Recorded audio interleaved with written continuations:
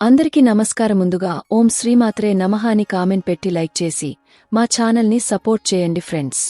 హిందూ మత విశ్వాసాల ప్రకారం అమావాస్యకు ఎంతో ప్రాముఖ్యత ఉంటుంది. అమావాస్య తిథి విష్ణుమూర్తికి అంకితం చేయబడి ఉంటుంది. ప్రతి నెల అమావాస్య వస్తుంది. ప్రతి నెల కృష్ణపక్షంలో చివరి రోజున అమావాస్య తిథి ప్రారంభమవుతుంది. ఏటా వచ్చే 12 అమావాస్య తిథులలో మోని అమావాస్యకు ప్రత్యేక ప్రాముఖ్యత ఉంది. ఈ పవిత్రమైన రోజున జపం, దానం, పూజలు చేయడం, మౌనం వంటివి పాటిస్తారు. ఈ పర్వదినాన పూర్వీకులను స్మరించుకుంటూ పూజలు, దానధర్మాలు చేయడం వల్ల ఎంతో పుణ్యం లభిస్తుందని చాలా మంది నమ్మకం. ఈ సందర్భంగా మోని అమావాస్య ఎప్పుడొచ్చింది, దీని ప్రత్యేకతలేంటో ఇప్పుడు తెలుసుకుందాం.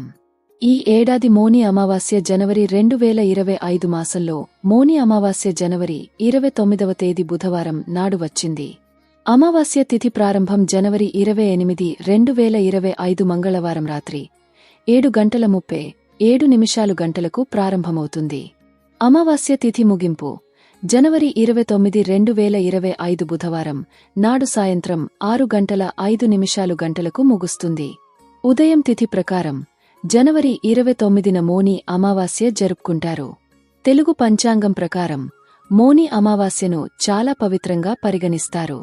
ఈ మోని అనేది సంస్కృతం నుంచి వచ్చిన పదం. అందుకే మోన్ నుంచి మోని అనే పదం పుట్టుకొచ్చింది. మోని అంటే సంపూర్ణ నిశ్శబ్దం అని అర్థం.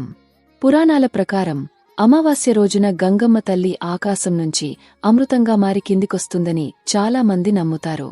అంతేకాదు ఈ రోజున గంగా నదిలో స్నానం చేయడం లేదా ప్రవహించే నీటిలో స్నానం చేయాలి. ఈసారి మహాకుంభ మేళా వంటి అత్యంత గొప్ప కాలంలో మోని అమావాస్య వచ్చింది. ఈ కాలంలో రాజస్నానం చేయడం వల్ల సకల పాపాలు తొలగిపోతాయని పండితులు చెబుతున్నారు. అంతేకాదు ఈ పర్వదినాన పూర్వీకులను స్మరించుకుంటూ పిండ ప్రదానాలు, పూజలు చేయడం ద్వారా మోక్షాన్ని పొంది వైకుంఠానికి వెళ్తారని చాలామంది నమ్ముతారు. అందుకే ఈ మోని అమావాస్య చాలా ప్రాముఖ్యతను సంతరించుకుంది. ఈ అమావాస్య 101 సంవత్సరాలకు వస్తున్న అద్భుతమైన రోజు ఇది. బుధవారంతో కలిసి వచ్చింది. మోని అమావాస్య రోజున కొన్ని ప్రత్యేక పరిహారాలు పాటించడం వల్ల మీ జీవితంలో రాజయోగం లభిస్తుంది. అలాగే పితృదోషం, వంశపారంపర్య దోషాల నుంచి ఉపశమనం కలుగుతుంది.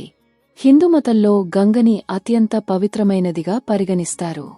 మోని అమావాస్య రోజున గంగా జలం అమృతంగా మారుతుందని నమ్ముతారు. కాబట్టి మోని అమావాస్య రోజున గంగానదిలో పవిత్ర స్నానం చేస్తే ముక్కోటి దేవతల ఆశీర్వాదం లభిస్తుంది. కాబట్టి మోని అమావాస్య రోజున ఉదయాన్నే లేచి గంగా స్నానం చేయాలి. ఇలా చేయలేని వారు స్నానం చేసే నీటిలో గంగా జలం కలుపుకుని స్నానం చేయొచ్చు. ఈ రోజున స్నానం చేసే వరకు ఎవరితోనూ మాట్లాడకుండా జాగ్రత్త వహించాలి. స్నానం చేసిన తర్వాత సూర్యభగవానుడికి అర్ఘ్యం సమర్పించాలి. ఎంతో శక్తివంతమైన ఈ మోని అమావాస్య రోజున గోవుకి ఏదైనా ఆహారం పెడితే సకల దేవతలు ఆశీర్వాదాలు మీపై ఎల్లవేళలా ఉంటాయి. ఎందుకంటే గోమాతలో ముక్కోటి దేవతలు నివసిస్తారు. ఈ రోజున గోవులకు గడ్డికాని పండ్లుగాని ఏవైనా సరే ఆహారంగా పెడితే కష్టాలు తొలగి దరిద్రాలు, దోషాలు, బాధలు అన్నిపోయి తరతరాలకు తరగని ఐశ్వర్యం వస్తుందని జ్యోతిష పండితులు చెబుతున్నారు. ఈ అమావాస్య రోజున మీ పూజగదిలో లక్ష్మీదేవి ఫోటో ముందు ఒక తమలపాకు ఉంచి దానిమీద మట్టి ప్రమిద పెట్టి 5 వత్తులతో దీపారాధన చేయాలి.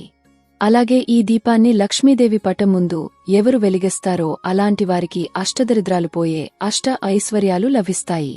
మోని అమావాస్య రోజున నువ్వులతో చేసిన ఆహార పదార్థాలను దానం చేయడం వల్ల విష్ణువు అనుగ్రహం లభిస్తుంది. అమావాస్య రోజున ఉపవాసం ఉండటం వల్ల పూర్వీకులు మోక్షం పొంది పుణ్య ఫలం పొందుతారని మత విశ్వాసం. ఈ అమావాస్య రోజున బియ్యం పిండిలో పంచదార కలిపి చీమలకు ఆహారంగా వేయండి. ఇలా చేయడం వలన మన పూర్వీకుల ఆశీర్వాదాలను పొందవచ్చు. వారి ఆశీస్సులతో మనం కోరిన కోరికలు నెరవేరుతాయి. ఈ అమావాస్య రోజున రావి చెట్టుకు 108 సార్లు ప్రదక్షిణ చేస్తే చాలా మంచిది. రావి చెట్టు కింద దీపం వెలిగిస్తే వంశపారంపర్య దోషాలు తొలగిపోతాయని పండితులు సూచిస్తున్నారు. అలాగే ఈ అమావాస్య రోజున మీ ఇంటి గుమ్మానికి రావి ఆకులను కడితే చాలా మంచిది. రావి చెట్టులో విష్ణుదేవుడు కొలువై ఉంటాడు. కాబట్టి ఇంటి ముందు రావి ఆకులు కట్టడం వల్ల మీ ఇంట్లోకి విష్ణుదేవుడు అడుగుపెడతాడు. మోని అమావాస్య రోజున వీలైనంత వరకు ఎక్కువగా దేవుని ధ్యానం చేయండి. ఇలా చేస్తే మీరు ఖచ్చితంగా ముక్కోటి దేవతల ఆశీర్వాదాన్ని పొందవచ్చు. ఈ రోజు మీ స్తోమతను బట్టి పేదవారికి విరాళాలు ఇవ్వండి మరియు పేద ప్రజలకు సహాయం చేయండి. ఈ రోజు మీరు చేసే చిన్నదానమైన మంచి పుణ్య ఫలాన్ని ఇస్తుంది. ఈ రోజున తెలిసి తెలియక ఎవరితోనూ అబద్ధం చెప్పకూడదు. ఈ రోజున ఎవరికైనా మీరు అబద్ధం చెబితే మీ జీవితంలో ఏలినాటి శని వెంటాడుతుంది. మోని అమావాస్య రోజున ఎట్టి పరిస్థితుల్లోనూ ఆలస్యంగా నిద్రలేవకూడదు. అలా చేస్తే ఇంట్లో దరిద్ర దేవత తిష్ట వేసుకుని కూర్చుంటుంది. మోని అమావాస్య రోజున మాంసాహారం, మద్యపానం తీసుకోరాదు. ఈ రోజున సాధారణ ఆహారాన్ని మాత్రమే తినాలి మరియు వీలైనంత వరకు మౌనంగా ఉండటానికి ప్రయత్నించాలి. ఈ ప్రత్యేకమైన రోజున విష్ణు, శివుడును పూజిస్తే చాలా మంచిది. ఈ రోజున గంగా స్నానం చేస్తే పితృదోషం, శని దోషం నుంచి ఉపశమనం లభిస్తుందని పండితులు చెబుతున్నారు. గంగానదిలో స్నానం అందరికీ వీలుకాదు కాబట్టి ఇంట్లో స్నానం చేసేటప్పుడు ఆ నీటిలో గంగా జలాన్ని కలిపి స్నానం చేస్తే అఖండ రాజయోగం పొందవచ్చు. అమావాస్య రోజున మనం చేసే పనుల్లో తగిన జాగ్రత్తలు తీసుకుంటే మన ఇంట్లో ఉన్న దరిద్ర దేవతని ఇంటి నుంచి తరిమేసి లక్ష్మీదేవిని ఆహ్వానించవచ్చు.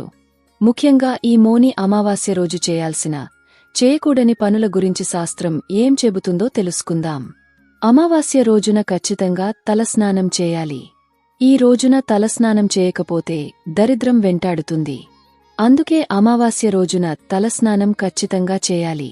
ఈ రోజున తలకు నూనె అస్సలు రాసుకోకూడదు.